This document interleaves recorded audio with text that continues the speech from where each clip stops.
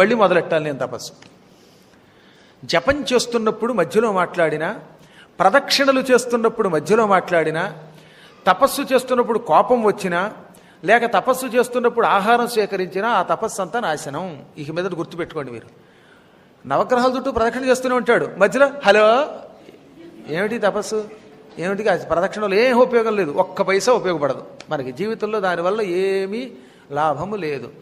ఎంత నిగ్రహంతో ఉండాలి, అక్కడ ఉన్నంతసేపు మాట్లాడకూడదు, సైగ కూడా చేయకుండా ఉంటే మంచిది. సైగ చేస్తే కొంతలో కొంత ఏమనుకోండి. సాధ్యమైనంత వరకు భగవంతుడి సేవకు వచ్చినప్పుడు, ఏం గుళ్ళో ఉన్నప్పుడు ఒక్క సెకండ్ సెల్ ఫోన్ కట్టేస్తే మనకేమైనా కంపులిగిపోతుందా?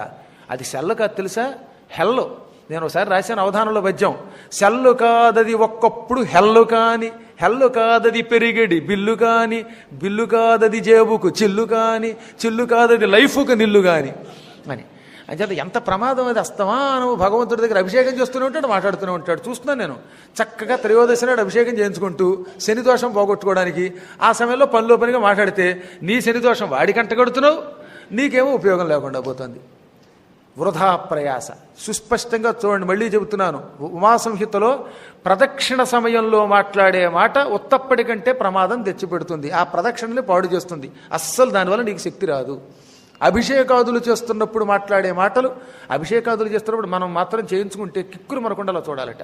ఒక్క అర్చకుడు పేరు చెప్పమంటే అప్పుడు మాట్లాడండి, మళ్ళీ కిక్కురు మనకుండా ఊరుకోమన్నామని మీ గోత్రం ఏమిటంటే మీ పేరు అంటే కుదరదు, అది చెప్పాలి అక్కడ.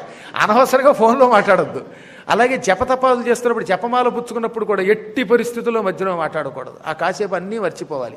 ఒకవేళ పొరపాటును మాట్లాడితే మళ్ళీ మొదలెట్టవలసిందే. పునరాచమ్య, మళ్ళీ ఆచమనం చేయవలసిందే. దానికి శాస్త్ర నియమం. ఎక్సెప్షన్స్ ఉండవు వాటికి అన్నమాట, మినహాయింపులు ఉండవు కాక ఉండవు. ఇవన్నీ కఠోర నియమాలు.